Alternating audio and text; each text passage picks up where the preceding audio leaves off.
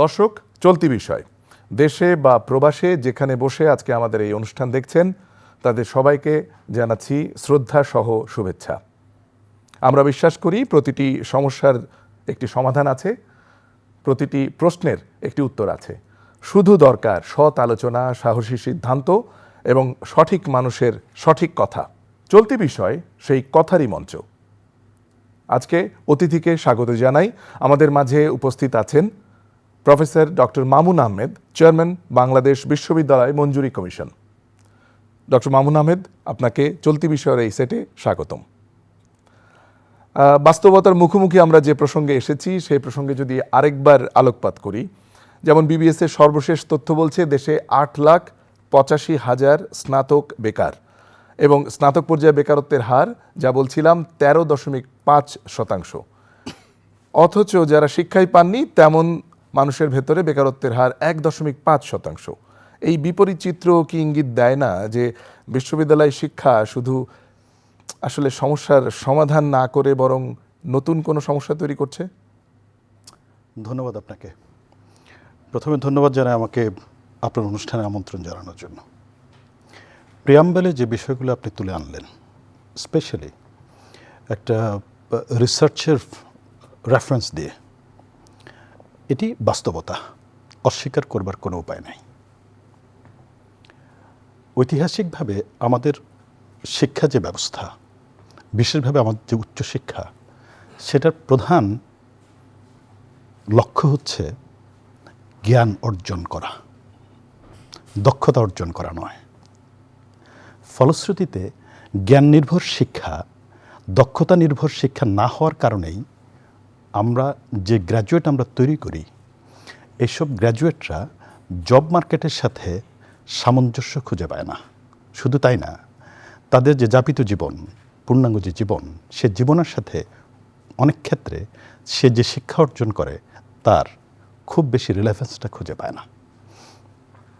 এটি অনেক দিন থেকে আমাদের উচ্চশিক্ষার যে লক্ষ্য, সে যেটা নির্ধারিত লক্ষ্য, সেটা হচ্ছে জ্ঞান প্রদান করা, জ্ঞান সৃষ্টি করা এবং তার সাথে দক্ষতা যুক্ত না করার ফলশ্রুতিতে আমরা অনেক দিনের পুঞ্জীভূত অবস্থার কারণে আজকের এই জায়গায় এসে দাঁড়িয়েছি।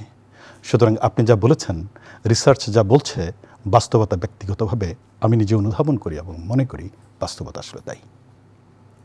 আসলে স্যার, আপনার কাছ থেকে আমরা প্র্যাকটিক্যাল যে ভিউটা বোঝার চেষ্টা করব সেটা হচ্ছে বিশ্ববিদ্যালয়গুলো আসলে আমরা প্রায়শই বুঝে থাকি যে সার্টিফিকেট প্রদানের মেশিন বা মিল হিসেবে অনেকে বলছেন যে ডিগ্রি দেওয়া হয় কিন্তু দক্ষতা তৈরি হয় না।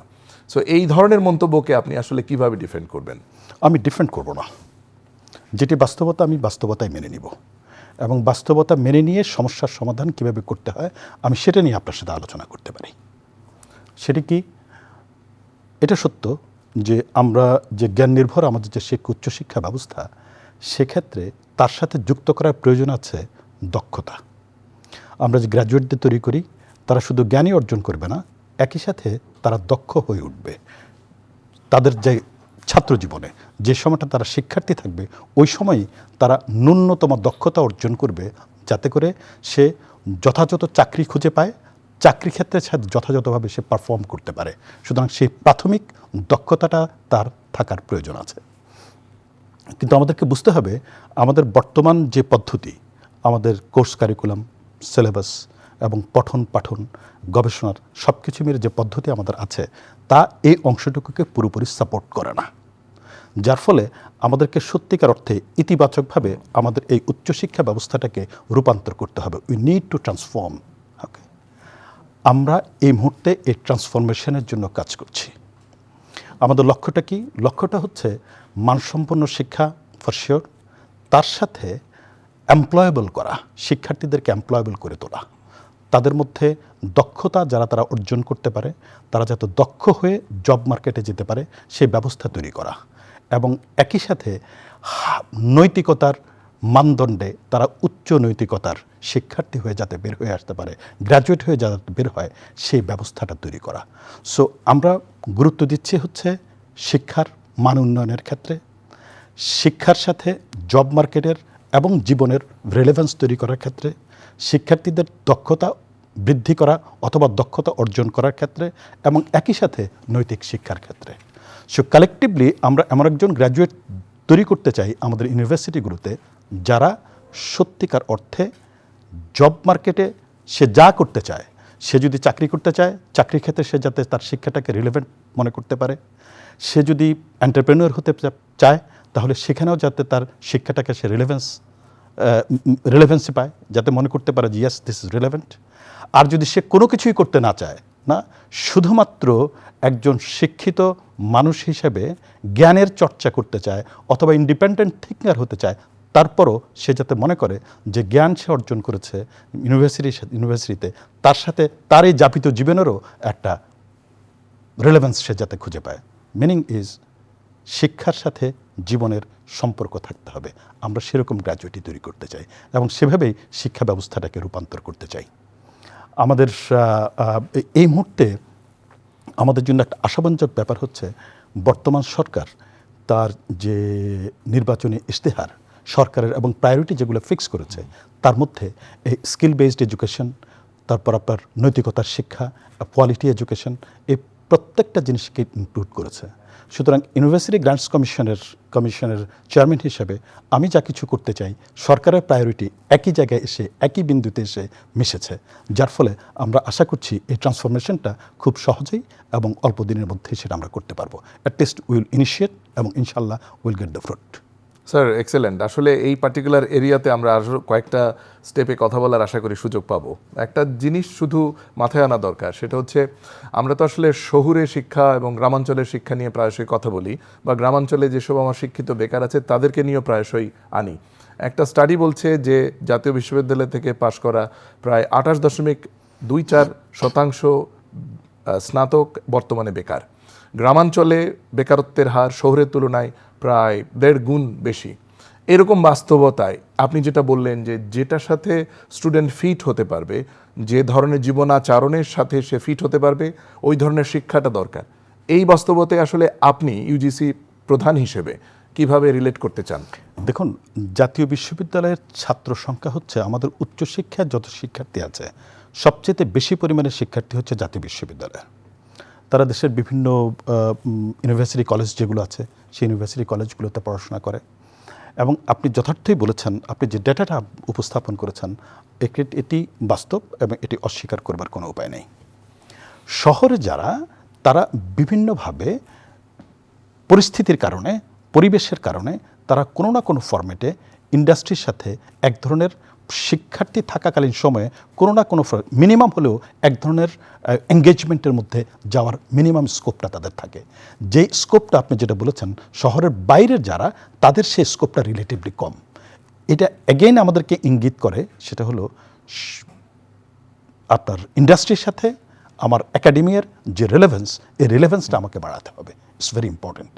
সো আমাদেরকে এমনভাবে করতে হবে, এই মুহূর্তে কিছুটা ইনিশিয়েটিভ নেওয়া হচ্ছে যাতে করে এই মফস্বল বলতে আমি ঢাকা শহরের বাইরের প্রত্যেকটা ইন্ডাস্ট্রিয়াল জোন যেখানে আছে তার সাথে ওই অঞ্চলে যেসব শিক্ষা প্রতিষ্ঠানগুলো আছে তাদের সংযোগটা কীভাবে বৃদ্ধি করা যায় না, সেই নিয়ে আমরা কাজ করছি এবং সে নিয়ে কাজ হচ্ছে। স্যার একটা ব্যাপার খুব ইম্পর্টেন্ট, যেমন আমরা অনেক সময় বাইরের বিশ্বের উদাহরণ টেনে অনেক কথা বলি।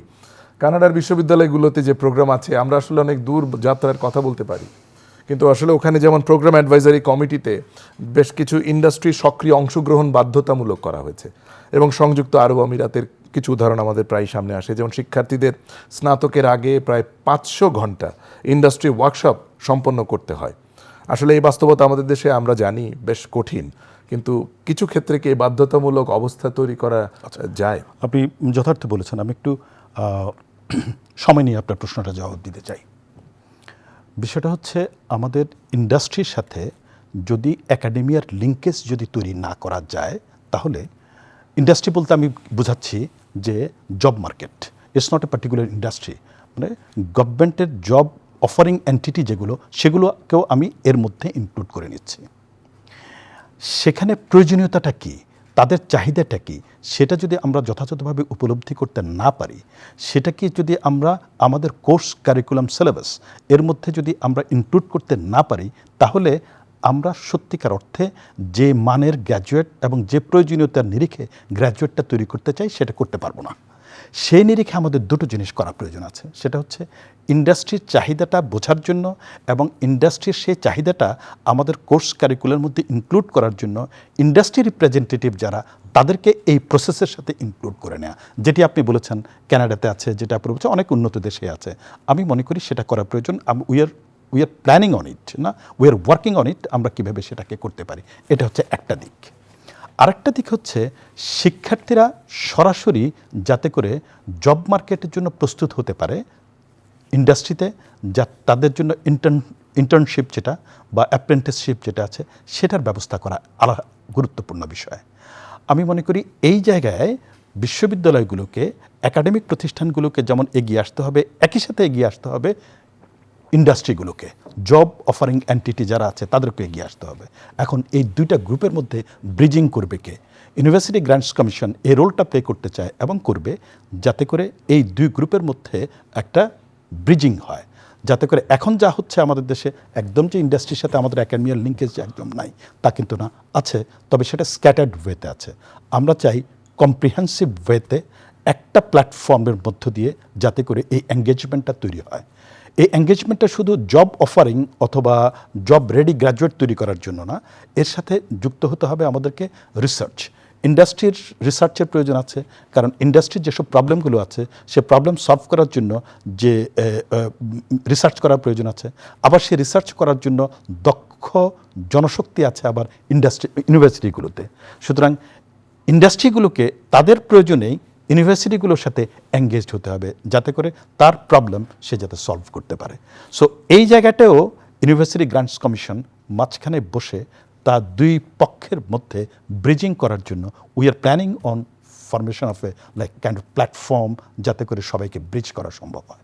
ফ্যান্টাস্টিক। আসলে এই ধরনের উদ্যোগ আমরা আসলে অচিরে যতটুকু দ্রুত জানতে পারবো, দেখতে পারবো, সেই ব্যাপারটা আসলে ভালো হবে। যেহেতু কারিকুলাম নিয়ে কথা বলছিলাম, সো আপনি যেহেতু যে প্রসঙ্গে আনলেন যে কারিকুলামের পরিবর্তন, আমরা কি আসলে যে ধরনের কারিকুলামের ভেতর দিয়ে ইউনিভার্সিটির লেখাপড়াগুলোকে নিয়ে যাচ্ছি, এই কারিকুলামের পরিবর্তন করে একটু যুগোপযোগী এবং সময়ের সাথে তাল মিলিয়ে নেওয়ার যে একটা কোনো সুনির্দিষ্ট কোনো রোড ম্যাপ কি ইউজিসির আছে? দেখুন, একটা জিনিস হচ্ছে কি, আমাদের ইউনিভার্সিটিগুলোতে তাদের যে কোর্স কারিকুলাম যেটা আছে সেটা ইমপ্রোভাইজ করার জন্য পরিবর্তন করার একটা প্রথা আছে, সবসময় সেটা হয়ে থাকে, যার ফলে দেখা যাচ্ছে প্রতিনিয়তই কিন্তু ইউনিভার্সিটিগুলো তাদের কোর্স কারিকুলামকে ইমপ্রোভাইজ করছে।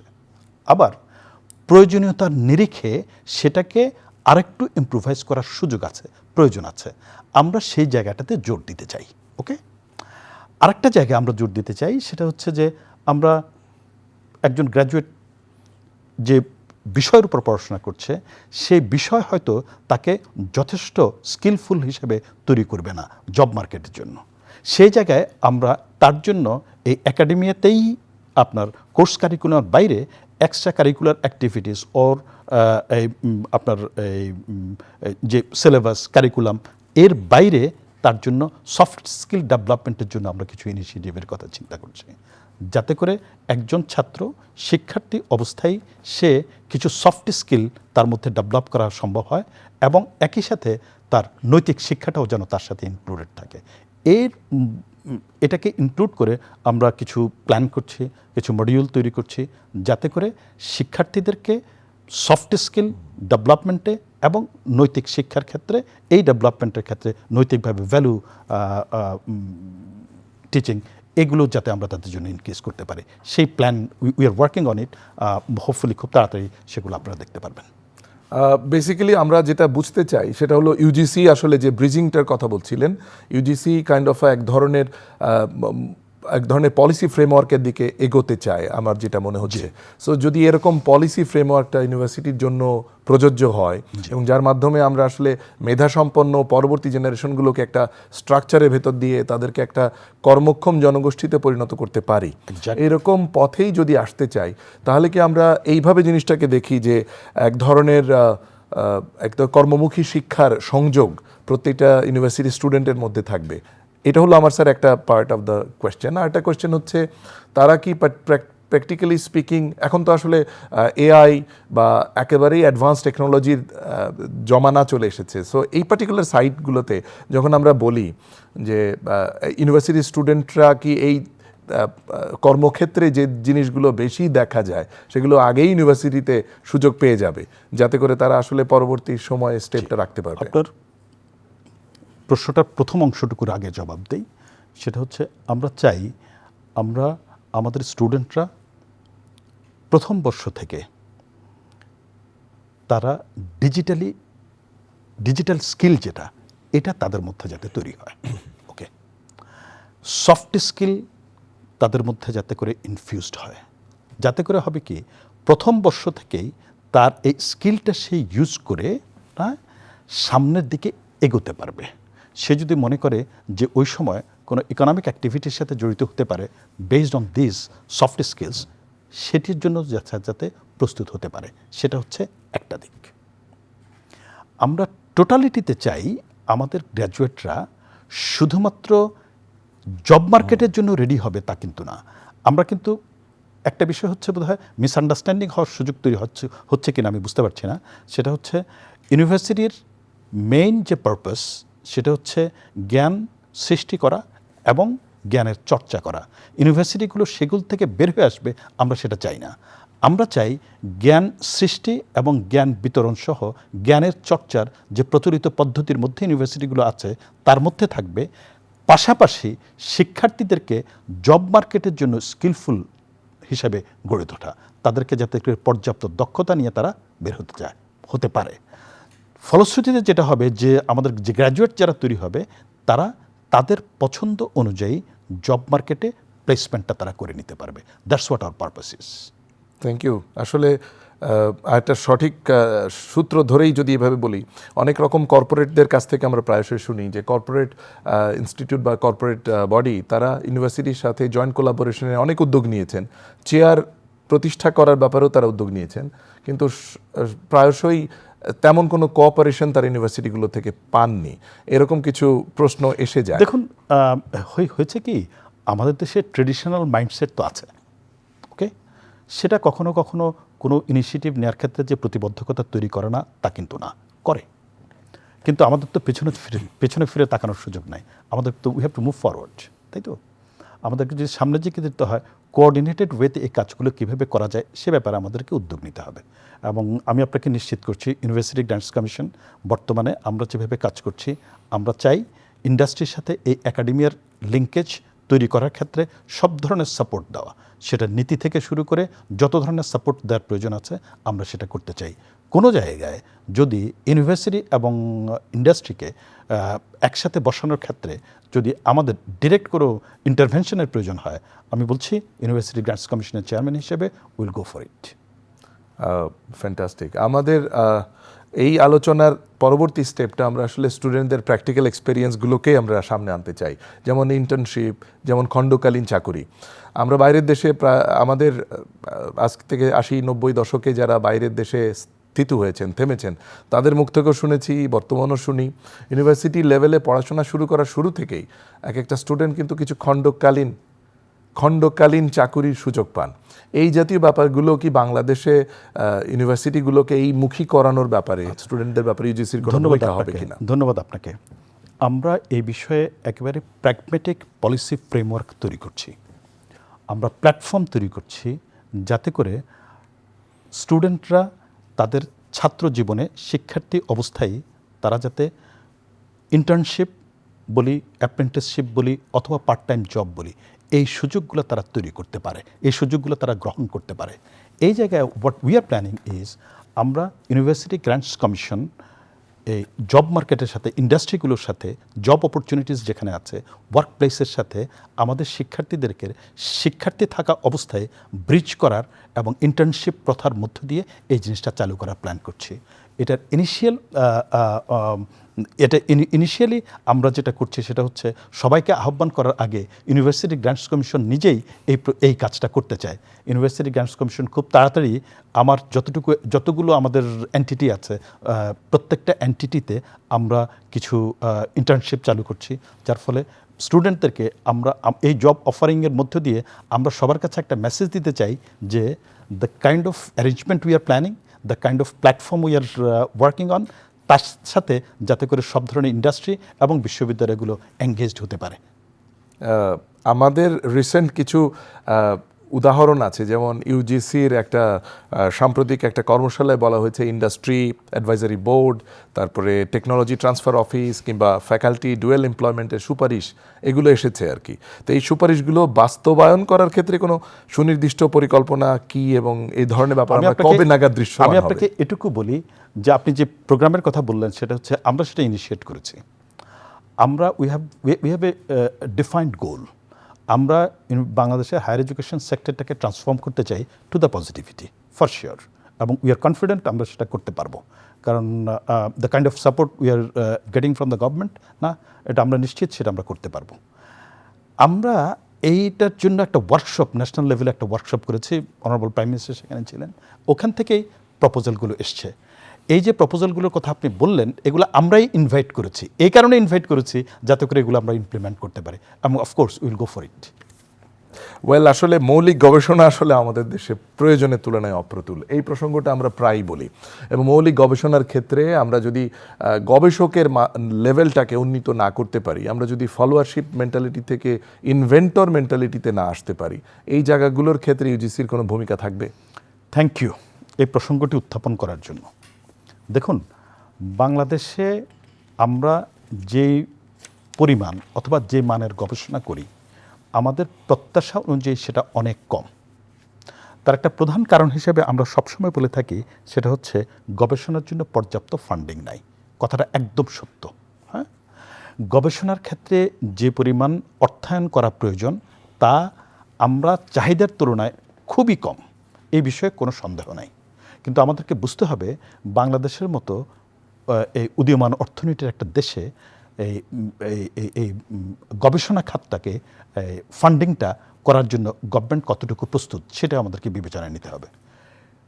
সরকারের সরাসরি অর্থায়ন একটা, কিন্তু গবেষণার জন্য সরাসরি সরকারের অর্থায়নের বাইরেও অর্থায়নের কিন্তু বিভিন্ন সোর্স আছে। তার মধ্যে একটা হচ্ছে ইন্টারন্যাশনালি, মানে বিদেশি বিশ্ববিদ্যালয়গুলোর সাথে জয়েন্ট কোলাবোরেশনের মধ্য দিয়ে অর্থায়নের একটা ব্যাপার আছে। তারপর ইন্টারন্যাশনাল বিডিংয়ের মধ্য দিয়ে রিসার্চ প্রজেক্টে আমাদের রিসার্চাররা, আমাদের সায়েন্টিস্টরা, ওনারা ইন্টারন্যাশনাল বিডিংয়ের মধ্য দিয়ে যেসব প্রজেক্ট উইন করেন তার মধ্য দিয়ে অর্থায়নের একটা সুযোগ তৈরি হয়। আরেকটা হচ্ছে ইন্ডাস্ট্রির সাথে লিঙ্কেজের মধ্য দিয়ে ইন্ডাস্ট্রির কাছ থেকে আপনার গবেষণার জন্য অর্থায়নের একটা স্কোপ তৈরি করা। তাহলে এই তিনটা প্রধান উপায় হচ্ছে গবেষণার ক্ষেত্রে আপনার অর্থায়নের।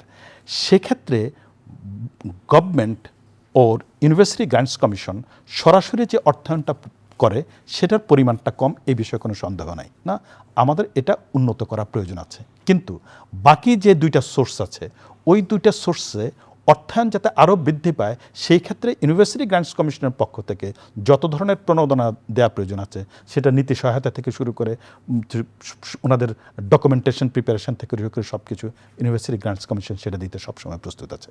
এবং অ্যাট দ্য সেম টাইম আমাদের এফোর্ট আছে যে অর্থ, মানে সরাসরি যে অর্থটা আমরা প্রদান করি, সে অর্থটার পরিমাণটাও বাড়ানো। কিন্তু একই সাথে আমাদেরকে একটা জিনিস মনে রাখতে হবে, সেটা হচ্ছে অর্থায়ন কম, অর্থের পরিমাণ কম, কিন্তু সে অর্থেরও আপনার যথাযথ ব্যবহার হতে হবে। হ্যাঁ, অপটিমাম ইউটিলাইজেশন। আমি সেই গবেষণা খাতেই অর্থায়ন করতে চাই যে গবেষণা খাত সরাসরি আমার দেশের, আমার সোসাইটির, আমার ব্যবস্থার এই সমস্যার সমাধানের ক্ষেত্রে যেটা রিলেভেন্ট, এবং একই সাথে proper utilisation of money, that is very important. আমরা আমাদের অনুষ্ঠানের যে প্রান্তে এসে পৌঁছেছি, তাতে আপনার কাছ থেকে আমরা মৌলিক বেশ অনেকগুলো পয়েন্ট পেয়েছি এবং ধারণা করতে পারছি যে ইউজিসি আসলে বেশ কর্মমুখী শিক্ষা এবং উদ্যোগগুলোকে একটা সমন্বয়ের মাধ্যমে বাংলাদেশে পরবর্তী যারা এখন মাত্র ইউনিভার্সিটিতে প্রবেশ করেছে এমন স্টুডেন্টদের জন্য একটা সামনে ফিউচারের দিগন্ত উন্মোচন করতে পারবে। বাট আমরা যদি এইভাবে বলি যে 4-5 বছরের মাথায় যে ছেলেটা আজকে ইউনিভার্সিটিতে প্রবেশ করেছে 4-5 বছর পরে বের হবে, সেই স্টুডেন্টদের জন্য ইউনিভার্সিটি গ্র্যান্টস কমিশনের মাধ্যমে করা যে উদ্যোগগুলো, যে কর্মমুখী উদ্যোগগুলো, সেগুলোকে সে শুরুতেই কিভাবে ভিজিবল দেখতে পাবে? ওকে, আমি আপনাকে একটা কথা নিশ্চিত করে বলি, the kind of initiatives we are planning, এগুলো আমরা যদি প্রপারলি ইমপ্লিমেন্ট করতে পারি, এবং ইনশাল্লাহ আমরা পারবো, সরকার, বিশ্ববিদ্যালয় মঞ্জুরি কমিশন এবং আমাদের মূল স্টেক হোল্ডার যারা ইউনিভার্সিটিগুলো কালেকটিভলি কাজ করে সেগুলো আমরা ইমপ্লিমেন্ট করতে পারবো। আমরা যদি ইমপ্লিমেন্ট করতে পারি, বাংলাদেশের উচ্চশিক্ষার কাছ থেকে সাধারণ মানুষের অনেক দিনের যে প্রত্যাশা, আমি বিশ্বাস করি সে প্রত্যাশার অনেকটুকু পূরণ হবে। এখন প্রশ্ন হচ্ছে, এই ধরনের একটা যে কোনো একটা উদ্যোগ ফল পেতে কিছুটা সময়ের প্রয়োজন হয়, ঠিক আছে? আমরা যদি আজকেও শুরু করি, এটা ফল পেতে হয়তো আমাদের কিছুদিন সময় লাগবে, কিন্তু আমি মনে করি যে আমাদের গ্র্যাজুয়েটদের জন্য বা আমাদের যারা স্টুডেন্ট আছে না, তাদের এখনই তাদের জন্য কিছু ইনিশিয়েটিভ থাকতে হবে যেগুলো যেখান থেকে তারা এই মুহূর্তেই বেনিফিটেড হবে। We are working on that as well. Thank you very much sir. আপনার এই পার্টিকুলার উপস্থিতি থেকে আমরা অনেকগুলো দিক উন্মোচিত করতে পেরেছি বলে আমি বিশ্বাস করছি। একটা ভেরি ফাইনাল ওয়ার্ড আসলে আমাদের বোঝা দরকার যে আমরা আপনার মুখ থেকে যে চ্যালেঞ্জের কথাগুলা বা যে ধরনের সামনের দিনে এগোনোর পথে যে বাধাগুলো আসতে পারে সেগুলোকে আপনারা কিভাবে দেখছেন সেটা একটা জানতে চাইবো। তার পাশাপাশি যদি একটু হাইলাইট করেন যেটা আসলে সামগ্রিকভাবে ইউজিসি তাহলে তার কাজগুলোকে কিভাবে সমন্বিতভাবে দেখে বা তার কাজগুলো কি? দেখুন, ইউনিভার্সিটি গ্র্যান্টস কমিশন হচ্ছে রেগুলেটরি অথরিটি। আমরা বলি যে apex regulatory body. Meaning is, বাংলাদেশে 180টা ইউনিভার্সিটি আছে। এই 180টা ইউনিভার্সিটির মধ্যে 180টা ইউনিভার্সিটিতে আমার প্রায় 5 মিলিয়ন, প্রায় 50 লাখ স্টুডেন্ট আমার এখানে পড়াশোনা করে। Exactly. University grants commission is the guardian, okay, of this higher education sector. We are concerned about it, right?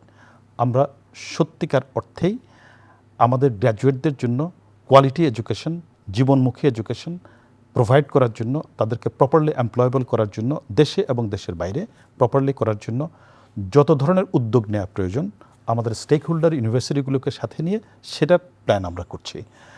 University grants কমিশনে কিছু সীমাবদ্ধতাও আছে। সেটা হচ্ছে, ইউনিভার্সিটি গ্র্যান্টস কমিশন যখন সৃষ্টি হয়েছিল তখন আমাদের ইউনিভার্সিটি ছিল মাত্র 4টা, ওকে, 73তে, ওকে, 4টা বা 6টা যাই। এখন ইউনিভার্সিটির সংখ্যা হচ্ছে 180টা, রাইট? কিন্তু সে অর্থে ইউনিভার্সিটি গ্র্যান্টস কমিশনের সক্ষমতাটা বাড়েনি, কিছুটা বেড়েছে তবে পর্যাপ্ত পরিমাণে বাড়েনি। আমার একদিকে যেমন বিশ্ববিদ্যালয় মঞ্জুরি কমিশনের সক্ষমতা বাড়াতে হবে, একই সাথে এই বিশাল যে সেক্টর, এই সেক্টরটাকে প্রপারলি রান করানোর জন্য আমার প্রয়োজনীয় আপনার নীতি থেকে শুরু করে প্ল্যানিং থেকে শুরু করে সব কিছুই আমাদেরকে করতে হচ্ছে, আমরা করছি। তবে আমরা কনফিডেন্ট, ইনশাল্লাহ, the way we are moving forward, ইনশাল্লাহ will do something much better. আমরা জানি নতুন সরকারের প্রস্তাবনা বা ইশতেহারে বেশ কিছু জায়গা আছে, ইন্ডাস্ট্রি একাডেমি, অংশীদারিত্ব, ইন্টার্নশিপের ব্যাপারে আরো স্ট্রং স্ট্রেংথ আনা। বিশ্ববিদ্যালয় মঞ্জুরি কমিশন অনেক বেশি কমফোর্টেবল, আশাবাদী এই কারণে যে সরকারের যে আপনার প্রায়োরিটি এরিয়া, সেটার সাথে আমাদের প্রায়োরিটি এরিয়াটা ম্যাচ করেছে, যার ফলে আমরা কনফিডেন্টলি বলতে চাই যে আমরা will really make positive preference. So এই প্রাধান্য দেওয়া যেটা সরকার চাচ্ছে, আপনারাও আসলে ওই পথে হাঁটতে চাচ্ছেন। সো এই প্রেক্ষাপটে আপনার মুখ থেকে শেষ কয়েকটা কথা শুনতে চাই যে আসলে সম্ভাবনার কয়েকটা ক্ষেত্র যেটা ইউজিসি দেখতে পাচ্ছে সেগুলো যদি দেখুন, আমাদের জানাতেন। আমরা ধন্যবাদ আপনাকে। আমি কথাটা এভাবে শেষ করতে চাই যে বাংলাদেশের শিক্ষার্থীদেরকে, স্পেশালি উচ্চশিক্ষায় যারা শিক্ষিত হবেন, তাদের প্রধান লক্ষ্য থাকে উচ্চশিক্ষায় শিক্ষিত হবার পর জীবনমান যাতে আগের তুলনায় উন্নত হয়।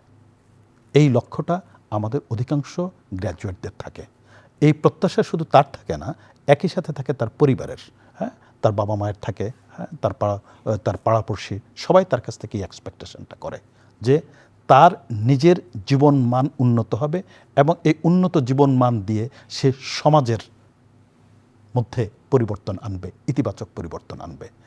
আমি এটুকু আপনাদেরকে বলতে পারি, বর্তমান বিশ্ববিদ্যালয় মঞ্জুরি কমিশন যেভাবে কাজ করছে, সাধারণ মানুষের যে প্রত্যাশা, আমাদের গ্র্যাজুয়েটদের উচ্চশিক্ষার কাছ থেকে তার যে প্রত্যাশা, সেই প্রত্যাশা পূরণের ক্ষেত্রে আমরা সচেষ্ট আছি এবং ইনশাল্লাহ খুব বেশি দিন লাগবে না এটা একটা পজিটিভ ফল দেখতে।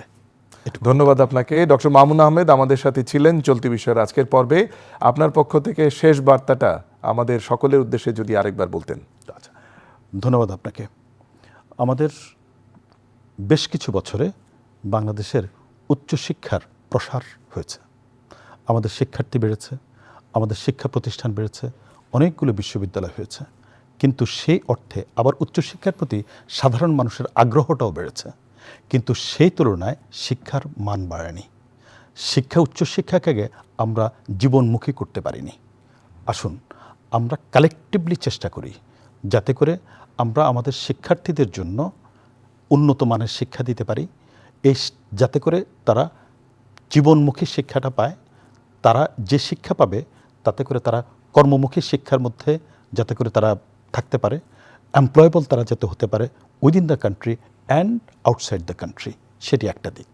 একই সাথে চাই আমরা আমাদের শিক্ষার্থীরা যাতে করে নৈতিক মানদণ্ডে উচ্চ নৈতিকতা নিয়ে গ্র্যাজুয়েট হয়ে বিশ্ববিদ্যালয়গুলো থেকে বের হতে পারে।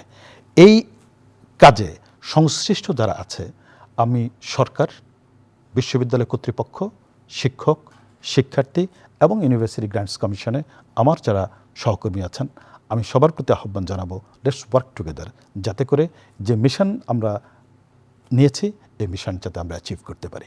Thank you.